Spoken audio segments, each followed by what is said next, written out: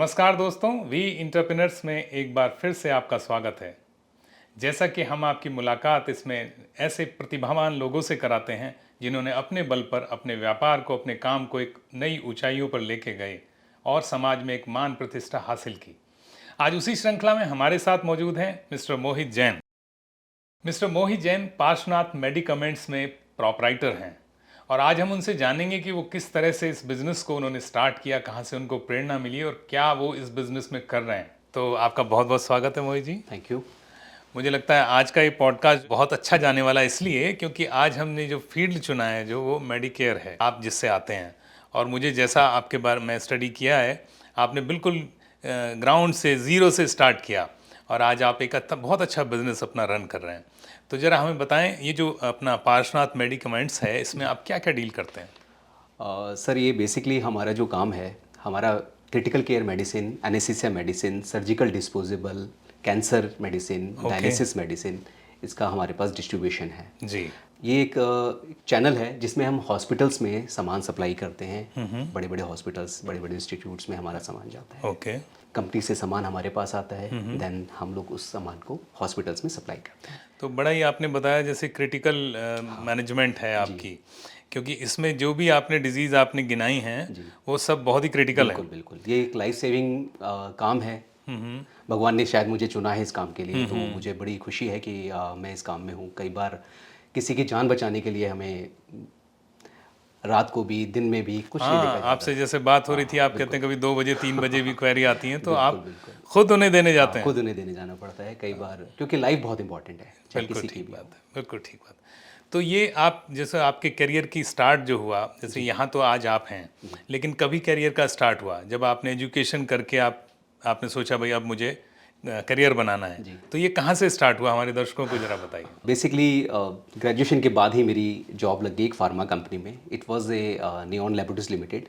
एक ये number 1 company है, एनेस्थीसिया मैन्युफैक्चरिंग कंपनी। ओके। हाँ, उसमें मैंने एज ए एग्जीक्यूटिव लेवल से स्टार्ट किया। देन मैंने वहाँ पर 9 साल काम किया एज ए रीजनल मैनेजर। मैंने वहाँ पर 9 साल किया आपने? 9 साल काम किया। क्या बात है। मुझे 9 साल का एक्सपीरियंस है एनेस्थीसिया मेडिसिन को सेल आउट करने का। वहाँ पर एज ए रीजनल मैनेजर मैंने काम किया, जहाँ पर मैं पूरा north India including Bihar Jharkhand देखता था। मेरे पास 35 लोगों की टीम थी, जो मेरे को रिपोर्ट किया करते थे जी।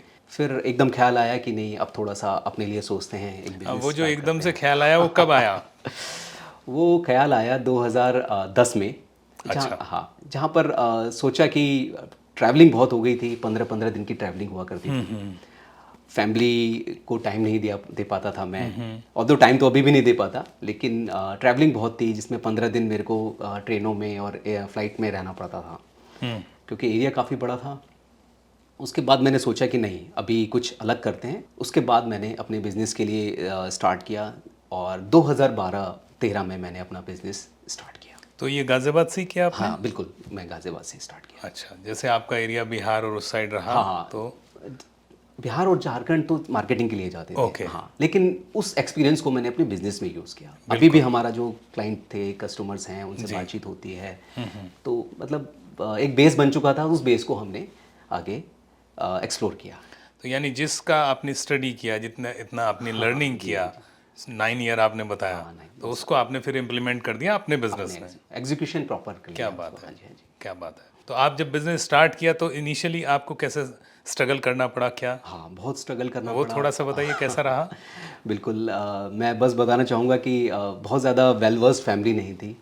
लेकिन मिडिल क्लास फैमिली होने के नाते बहुत सारे आपको विम्स एंड फैंसेस फेस करने पड़ते हैं, वो फेस किए। फाइनेंस जो है बहुत ज़्यादा इंपॉर्टेंट हो जाता है, बिल्कुल, क्योंकि एक नया बिजनेस करना और उसको सेटल करना बहुत इंपॉर्टेंट हो जाता है। तो फाइनेंसिस में बहुत ज़्यादा स्ट्रगल रही। लेकिन इनिशियली फिर धीरे धीरे जैसे जैसे बिजनेस बढ़ता चला गया, काम बढ़ता चला गया, तो सब चीज़ सेटल होती चली गई। आपके फादर क्या करते थे? मेरे फादर का ट्रांसपोर्ट का बिजनेस था। ट्रांसपोर्ट का, ओके। तो इस लाइन से बिल्कुल डिफरेंट था, बिल्कुल डिफरेंट था। तो वहाँ से कोई आपको ऐसे कोई है, मतलब ये कोई ऐसे एंसेस्टर्स वाला बिजनेस ठीक बात है। एक नॉर्मल बिजनेस था। और उसको मैंने अलग तरीके की लाइन चुनी और अलग तरीके से मैं करता रहा, और करते करते आज इस मुकाम पे आप हैं। अभी तो मंजिल जो है बहुत दूर है। मंजिल अभी काफ़ी आगे है, बहुत अच्छा है। अच्छा, जैसे आपने बिजनेस स्टार्ट किया, फिर आपको कई ऐसे पड़ाव आए होंगे इस इतने लंबे टेन्योर में, आपने बताया जैसा कि आपको लगा हो यार अब कैसे होगा, मतलब इसी बिजनेस में जो आप कर रहे हैं उसमें ही आपको चैलेंज लगा कि अब कैसे होगा यार, तो वो कुछ आए कुछ कभी ऐसे टाइम? हाँ, बहुत सारे चैलेंजेस आते रहे बिकॉज एक ऐसा ये फील्ड है जहाँ पर है ना बहुत इनोवेशन है। यहाँ per day by day innovative ideas आते रहते हैं, लोग आगे बढ़ते रहते हैं, नई नई इनोवेशंस आती हैं, नई नई मेडिसिन आती हैं, नई नई थेरेपीज़ आती हैं। तो हमें उन चीज़ों को फॉलो करना होता है, क्योंकि गाज़ियाबाद की जो मार्केट है इट इज़ टोटली मार्केट जो एनसीआर की मार्केट है, बहुत अपकमिंग मार्केट है और बहुत डेवलप्ड मार्केट है। यहाँ पर जो वे ऑफ ट्रीटमेंट है वो बिल्कुल ही एडवांस टाइप का ट्रीटमेंट है। जी, यहाँ पर पेशेंट्स जो हैं वेल अवेयर आते हैं हमारे यहाँ, और उनको एडवांस ट्रीटमेंट वो हमेशा से चाहते हैं। तो हमें उस टाइप की चीज़ें, थेरेपीज़, हमारे को उस टाइप के मेडिसिन, हमारे को उस टाइप के गुड्स हमारे को अपने पास रखने हैं, अपडेट रखने पड़ता है। ओके। और ये वैसे भी टाइम आर्टिफिशियल इंटेलिजेंस का है, और तो यहाँ पर तो वैसे भी अपग्रेडेशन इट्स वेरी इंपॉर्टेंट। ठीक है, और आप करते रहते हैं टाइम टू टाइम।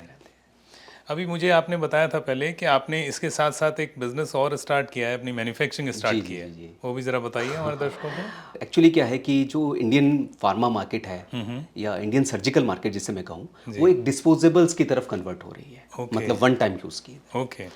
तो मैंने प्लान किया कि अब जो है, मैंने 2 साल पहले एक आइडिया आया कि नहीं चलिए अब हम कुछ सर्जिकल डिस्पोजेबल्स बनाते हैं और उनको हम मार्केट करेंगे और इंडियन मार्केट में उसको एस्टेब्लिश करेंगे।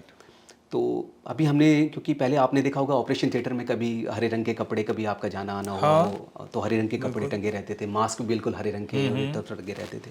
अब जो है वो चीज़ चेंज हो गई है। अब अब वो आपको दिखेंगे नहीं। अब यहाँ पर डिस्पोजेबल्स के शीट्स मिलेंगे आपको, ओटी एप्रन्स डिस्पोजेबल्स मिलेंगे, वन टाइम यूज़ होते हैं। वन टाइम यूज़ होगा। ये कोविड के बाद से हुआ या पहले से?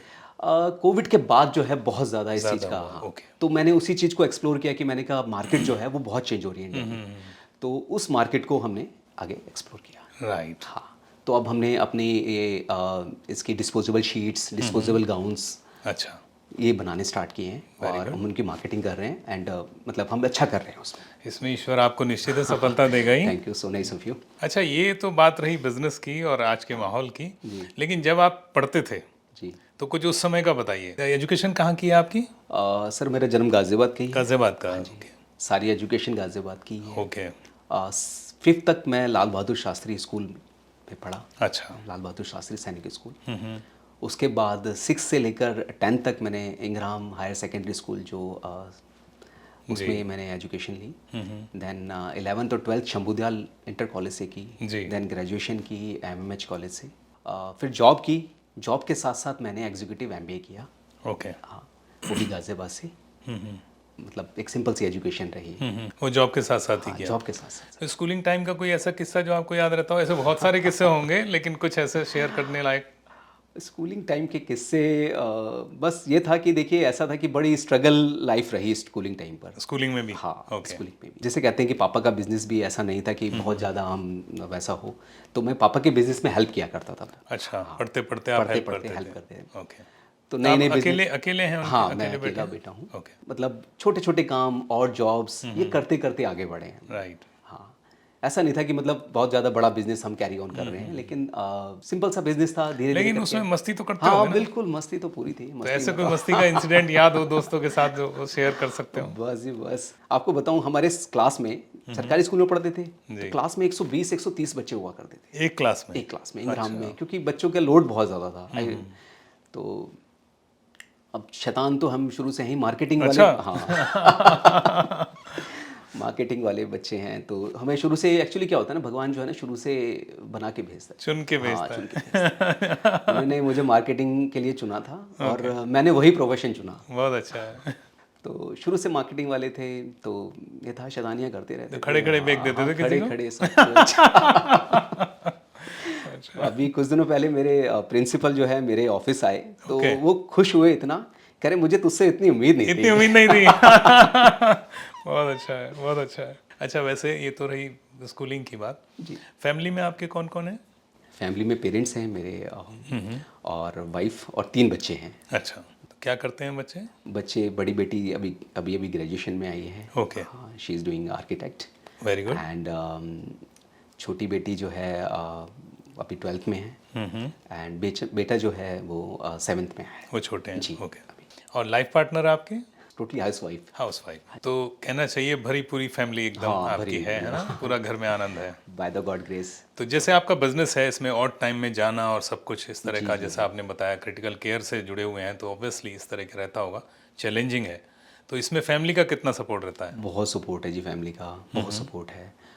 बेसिकली क्या है कि जब लाइफ का सवाल आता है तो मुझे लगता है कि कहीं से कहीं तक भी पीछे नहीं हटना चाहिए। कंप्रोमाइज़ नहीं कर सकते, राइट। तो कई बार क्या होता है, रात को 2 बजे भी ऑफिस खोलना पड़ता है, सामान देना है, किसी पेशेंट ने पॉइजन खा लिया तो इंजेक्शन सप्लाई करने हैं, तो एट द मोमेंट हमें करना होता है। राइट, तो घर में ये नहीं कहते कहाँ जा रहे हो, क्यों जा रहे हो? घर में ऐसा नहीं है, उन्हें पता है कि लाइफ बहुत इंपॉर्टेंट है। घर का माहौल वैसा ही बना हुआ माहौल है। वैसा ही होगा। Right, बहुत अच्छा है। तो आप बहुत अच्छा बिजनेस कर रहे हैं, फैमिली आपकी हैप्पी है, आपके काम में सपोर्ट करती है जैसा आपने बताया। फर्दर आपकी प्लानिंग क्या है, मतलब आप जैसे ये बिजनेस के साथ या इसको आगे किस तरह से, क्या आपने प्लान किया हुआ है? देखिए सर, प्लानिंग तो ये है कि कुछ अब मैं अपना बिजनेस जो है वो इंडिया जो है अब जिसे कहते हैं ना, मतलब मार्केट जो है चेंज हो रही है। जी। पहले क्या था कि इंडियन जो मेडिसिन मार्केट थी, एक थेरेपेटिक मार्केट थी। थेरेपेटिक मीन्स कि पहले यहाँ पर लोग है ना, मतलब जिसे कह सकते हैं ना कि बीमारी के बाद इलाज किया जाता है, दैट इज़ कॉल्ड थेरेपेटिक। अब जो है इंडिया जो है वो प्रिवेंटिव हेल्थ केयर की तरफ जा रही है। Okay. Preventive health care means कि हम यहाँ पर अब जो पेशेंट इतना अवेयर हो गया है कि वो बीमारी नहीं होना चाहता, वो बीमारी उससे पहले ही। ओके। तो अब कुछ इस टाइप की हम प्रोडक्ट्स प्लान कर रहे हैं कि जहाँ पर प्रिवेंटिव हेल्थ केयर को बढ़ावा दिया जा सके। तो कुछ हम अच्छे प्रोडक्ट्स इंडिया में लेके मतलब प्लानिंग चल रही है। कई कंपनीज़ हैं जो इंडिया में प्रिवेंटिव हेल्थ केयर पे काम कर रही हैं। ओके। हाँ, तो हम लोग उनके साथ मिलकर काम कर रहे हैं। कई प्रोडक्ट्स आएंगे, आप देखेंगे तो जो प्रिवेंटिव हेल्थ केयर के लिए बहुत ही अच्छे वरदान साबित होंगे। अच्छा जी। वैक्सीन्स जो है, जैसे आप समझ सकते हो, प्रिवेंटिव हेल्थ केयर का सबसे बड़ा जो उदाहरण है दैट इज़ वैक्सीन। वैक्सीन, हाँ, अभी एक कंपनी है वो डेंगू की वैक्सीन लेके आ रही है। ओके। हाँ, उस वैक्सीन के बाद डेंगू हो गई ही नहीं। अच्छा, मतलब अभी तक क्या था, डेंगू हो जाता था, उसके बाद ट्रीटमेंट लेते थे, किया जाता था। अभी उसकी तो vaccine that is a very जाएगी। कॉस्टली। कई बार क्या है, प्लेटलेट्स बहुत गिर जाती थी, पेशेंट्स आईसीयू में, और मतलब मोर्टेलिटी रेट भी बहुत ज़्यादा था, क्राइसिस हो जाता है। बिल्कुल। अभी एक कंपनी है टेकेडा, वो डेंगू की वैक्सीन लेके आ रही है। ओके। हाँ, तो उसमें आप एक अहम भूमिका निभाने वाले हैं, बिल्कुल मतलब आप बिल्कुल। हमने यहाँ उसमें मैंने प्लान किया है कि हम लोग उसमें उसके साथ टेकेडा का काम के साथ हमारी प्लानिंग हुई है कि हम लोग आगे बढ़ेंगे और वो वैक्सीन को इंडिया में लेके आए। अच्छा, अगर आप इस व्यापार में नहीं होते तो फिर क्या कर रहे होते ऐसे? कहीं ना कहीं मार्केटिंग में ही होता। मार्केटिंग में होते, कुछ ना कुछ बेच रहे होते। कुछ ना कुछ बेच रहा होता। बहुत अच्छा है। तो नए चैलेंजेस के साथ जैसे आप आगे बढ़ रहे हैं, और मैं देख रहा हूँ जैसे आपने बताया कि आपने और भी कुछ स्ट्रीम में आप वर्क कर रहे हैं, कुछ और भी आपने आयाम नए नए स्थापित किए हैं, तो आज से 5 साल बाद आप अपने आप को कहाँ देखते हैं? मतलब देखता तो बहुत अच्छी जगह पे हूँ आज से 5 साल बाद। टाइम टू टाइम जो है ना, एक इंसान को बहुत मेहनत करनी पड़ती है। एक एक मिनट जो है मतलब अपग्रेड करना पड़ता है। आजकल का टाइम जो है, इतने यूथ्स आ रहे हैं, आपको उनकी स्पीड से मैच करना पड़ता है। बिल्कुल। अगर आप मैच नहीं करोगे तो आप बहुत पीछे रह जाओगे। तो मैं उसी चीज़ पे काम करता हूँ। मैं बहुत यंगस्टर्स को देखता हूँ, उनको फॉलो करता हूँ, तो मुझे लगता है कि नहीं, I have to match that speed. अगर मैं मैच करूँगा then only I can win. तो मैं उसी स्पीड से चल रहा हूँ, जो भी यंगस्टर्स की स्पीड्स है। मैं अपने आप को ये नहीं कह रहा कि मैं, मतलब I am not a young, but हाँ, मैं ये कह रहा हूँ कि मैं अपने से यंग लोगों को ना बहुत फॉलो करता हूँ। मैं भी आपको फॉलो करता हूँ। आपको मैं 8 साल 10 साल पहले जब मैं आपको सोशल मीडिया पे मैंने आपकी पोस्ट देखी हैं, तो उसमें आप थोड़े हैवी थे, और अब आप शायद आपने स्पीड बढ़ाई है तो इसलिए आप स्लिम ट्रिम हो गए हैं। तो ये भी राज हमारे दर्शकों को आप बताइए एक बार। देखिए, राज तो कोई नहीं है, बस राज यही है कि अभी कुछ दिनों पहले किसी ने पूछा कि आप अपने आप को इतना मेहनत क्यों करते हो। तो मेरे एक एम्प्लॉय ने पूछा मुझसे। अच्छा। तो मैंने उससे ये कहा कि मैं मेहनत जो करता हूँ ना, आपके लिए करता हूँ। उसने पूछा कैसे? मैंने कहा यार, मैं इसलिए करता हूँ आपके लिए कि यार मैं फिट रहूँगा ना, तो आप लोगों को अच्छा कर पाऊँगा, आपके लोगों के लिए अच्छा कर पाऊँगा। ठीक बात। तो ये जो मैं फिट रहना चाहता हूँ, ये जो अपने ऊपर मेहनत करना चाहता हूँ, वो इसीलिए करना चाहता हूँ कि मैं अपनी फैमिली को अच्छे तरीके से उनके लिए सर्व कर सकूँ, अच्छे तरीके से सारे काम कर सकूँ। ये फिटनेस केवल अपने लिए नहीं है। अपने लिए ही नहीं है। बिल्कुल ठीक बात है। अगर आप फिट रहते हो तो यार आप अच्छा करते हो, हमेशा से अच्छा करते हो। बिल्कुल। अब बीमार शरीर जो है ना, वो कुछ नहीं कर पाता। कुछ नहीं कर पाएगा। बीमार शरीर का कोई भी नहीं होता। मेरे पास इतने सारे ओल्ड एज पेशेंट्स आते हैं, तो मुझे देखकर बड़ा दुख होता है कि यार वो बेचारे अकेले रह जाते हैं। तो मैंने ये सोचा है कि नहीं यार, अपने आप को फिट रखो, अपने आप से ना प्यार करना बहुत ज़रूरी है, दैट इज़ मच इम्पॉर्टेंट। तभी दूसरे को सर्व भी कर पाएंगे यस। आप। तो सर उससे ही बात आगे बढ़ाते हैं, जैसे आप सोशली कुछ एक्टिव रहते हैं, मुझे जैसी जानकारी है, तो क्या इस तरह के काम हैं जो आप करते हैं सोशली? सर बेसिकली बहुत ज़्यादा वैसे तो नहीं है, लेकिन हाँ कई बार ऐसा रहता है किसी चैरिटेबल सोसाइटीज़ में कुछ मेडिसिन्स वगैरह डोनेट करनी होती हैं, अच्छा। कुछ काम करने होते हैं, तो जहाँ से भी अप्रोच आती है तो मैं ट्राई करता हूँ कि उनकी हेल्प कर सकूँ। उनको पूरा कोशिश करते हैं कि कैंसर पेशेंट, डायलिसिस पेशेंट्स के लिए जितना हो सके उतना कर सकें, क्योंकि वो ऑलरेडी इतना टूट चुके होते हैं पर फाइनेंशियली और मेंटली। तो मैं चाहता हूँ कि उनके लिए बहुत मेरा दिल जो है उनके लिए बहुत हेल्प करने के लिए। जी। मेरी मदर को ब्रेस्ट कैंसर हुआ था, तो मैंने बहुत करीब से ना इस बीमारी को देखा है। अच्छा। तो मुझे लगता है कि जितना मैं कर सकूँ उतना मैं कर सकूँ। वैसे भी क्योंकि आप उसी में डील करते जी, हैं, तो मैं आपने उसी तो में डील बहुत करता हूँ, तो critical मुझे लगता scene है कि देखे हाँ होंगे। मैं जो भी हेल्प रहे वो कर सकते हैं। आपकी मेडिसिन जाती हैं हॉस्पिटल्स में, और दिल्ली एनसीआर में आप ऑलमोस्ट सभी जगह आप कवर करते हैं, जैसा आपने बताया। अभी पिछले दिनों आपसे बात हुई थी तो आपने बताया कि आपकी मेडिसिन कहीं अब्रॉड भी गई हैं, आउट ऑफ जी जी कंट्री जी भी गई हैं। तो एक तो इसके बारे में थोड़ा सा बताइए कुछ, कैसे? नहीं, बस अभी गाज़ियाबाद के जो सबसे बड़े हॉस्पिटल वाले हैं उन्होंने आउट ऑफ इंडिया एक हॉस्पिटल अपना स्टार्ट किया है। ओके। तो वहाँ उन्होंने काफ़ी मेजर सप्लाई उनको देनी थी, तो हमने वो सप्लाई करी है वहाँ पर। हेल्थ केयर में मैं देखता हूँ बहुत बड़ा काम यहाँ पर हो रहा है, और मैं बड़े बड़े सेटअप यहाँ लगे हुए हैं। इवन दिल्ली एनसीआर में कहाँ तक से बहुत दूर दूर तक के पेशेंट आते हैं। तो क्या आप तो उसको अंदर से जानते हैं, हम तो कभी कभार जाना होता है, लेकिन आप जानते हैं कि वहाँ क्या है। तो आप क्या किस तरह से उसको देखते हैं? हेल्थ केयर में क्या और होना चाहिए और क्या आज का स्टेटस है? देखिए बस मुझे लगता है कि अभी ना scope of improvement is very high अच्छा। In India. मैं बताता हूँ कि अब जो है जैसे धीरे धीरे जैसे करके अब हर बंदा जो है इंश्योर्ड है। अब कंपनीज जो है अपने एम्प्लॉयज़ को भी इंश्योर्ड कर रही हैं। तो अब जो है हेल्थ केयर में जो है ना बहुत सारे इम्प्रूवमेंट्स आ रहे हैं। लेकिन अभी भी मैं कहता हूँ स्कोप ऑफ जो है स्कोप बहुत ज़्यादा है। बहुत ज़्यादा है। अभी हमारा जो सामान है वो मतलब क्या गवर्नमेंट हॉस्पिटल्स में भी जाता है। अच्छा। तो मुझे लगता है कि थोड़ा सा वहाँ पर अगर काम किया जाए ना तो एक गरीब इंसान को ना एक परफेक्ट इलाज है। पब्लिक सेक्टर में आप कहते हैं कि मुझे मेरा मानना ये है कि शिक्षा और स्वास्थ्य जो है वो 100% जो है मतलब सिक्योर होना चाहिए, सेफ होना चाहिए। राइट। अगर कोई भी देश है, मैं ओवरऑल बताता हूँ, अगर बीमार रहेंगे लोग तो कभी देश आगे नहीं बढ़ पाएगा। अगर अशिक्षित रहेंगे लोग तब भी देश आगे नहीं बढ़ पाएगा। इन दोनों चीज़ों पर है ना मुझे लगता है कि मैं हमारी गवर्नमेंट को ना बहुत although they are working, but मुझे लगता है कि और काम और करने ज़्यादा की काम की ज़रूरत है। ओके। अभी देखिए जैसे ईस्ट इंडिया में आप देखिए, ईस्ट इंडिया में जो है ओरल कैंसर बहुत ज़्यादा होता है। अच्छा जी, एक मतलब स्टडी है, क्योंकि वहाँ के लोग जो है गुटखा और ये पान मसाला वगैरह बहुत खाते हैं, कंजम्पशन ऑफ। तो गवर्नमेंट को लगता है कि इस टाइप के जो प्रोडक्ट्स हैं, इन टाइप आप देखिए ना, एक बंदा बीमार हो गया तो उसने पूरा फाइनेंशियली अपने आप को बेकार कर लिया, पूरी फैमिली को डिस्टर्ब कर लिया। जब गवर्नमेंट को पता है कि इस चीज़ से एक चीज़ होगी तो उस चीज़ को प्रमोट ही क्यों करना। राइट। इस टाइप की जो बीमारियां होती हैं ना, ये परिवार को ख़त्म कर देती हैं। और एक बार नहीं, मतलब 3-4 पीढ़ी परिवार ख़त्म हो जाती है, घर बिक जाते हैं लोगों के, क्योंकि इलाज बहुत महंगा है और कई बार रिजल्ट ज़ीरो आता है। अच्छा, जैसे आपने बताया इलाज बहुत महंगा है, तो ऐसा कुछ फ्यूचर में दिखता है कि इलाज सस्ता होगा?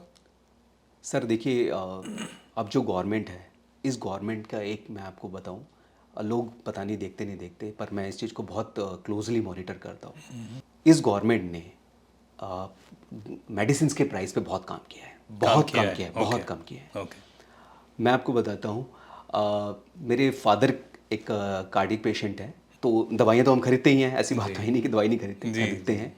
लेकिन जो पहले कॉस्ट ऑफ जो दवाइयाँ थी वो करीबन 30-20% जो है वो उसकी कॉस्ट कम आई, रिड्यूस हो गई है। ओके। इवन गवर्नमेंट जो है ऑनको यानी कैंसर के प्रोडक्ट्स की भी दवाइयाँ बहुत कम की हैं। अच्छा। हाँ, अभी हमारे यहाँ गवर्नमेंट में यहाँ पर हमारी एक अथॉरिटी है NPPA, उसने बहुत काम किया है नेशनल प्राइसिंग अथॉरिटी है ये। अच्छा। ये दवाइयों की MRP और उस पर कंट्रोल करते Price हैं। monitoring हाँ, ड्रग प्राइस कंट्रोल करते हैं। ओके। तो उस पर बहुत काम हुआ है। राइट। कॉस्ट ऑफ मेडिसिन जो है बहुत कम हुई है, कम अब हुआ चीज़ों को बहुत फ़र्क पड़ने लगा। अच्छा। लेकिन ये एक फर्स्ट स्टेप है। अभी ना बहुत सारी चीज़ों को होना बाकी है। बाकी है। अभी देखिए, आपने देखा भी होगा, मोदी जी ने बोला है कि हर डिस्ट्रिक्ट के अंदर एक कैंसर केयर सेंटर बनाया जाएगा। अच्छा। हाँ। ओके। तो वो छोटे छोटे जो हैं हॉस्पिटल सेटअप्स में वो एक कैंसर केयर सेंटर भी बना। लेकिन साथ ही आपका ये भी कहना है कि क्यों ना उसको वहीं रोका जाए जहाँ हाँ से हो बिल्कुल, रहा है। मेरा मानना तो यही है कि अगर कोई चीज़ नुकसानदायक है ना, तो उसको वहीं रोका जाए, इनिशियल स्टेज इनिशियल स्टेज पर रोका जाए। अच्छा, आपके जो आपने आप आज तक की आपकी लाइफ की वो है पूरी जर्नी, उसमें आप अपना आदर्श के रूप में किसी व्यक्ति को देखते हैं? मेरे फादर।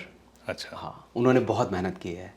मैंने तो बिल्कुल भी मेहनत नहीं करी, लेकिन मेरे फादर ने बहुत मेहनत की है। मेरे फादर ने बहुत ज़्यादा ऑड जॉब्स कर करके मुझे जहाँ आज मैं जो भी कुछ हूँ उन्हीं की वजह से हूँ। जी।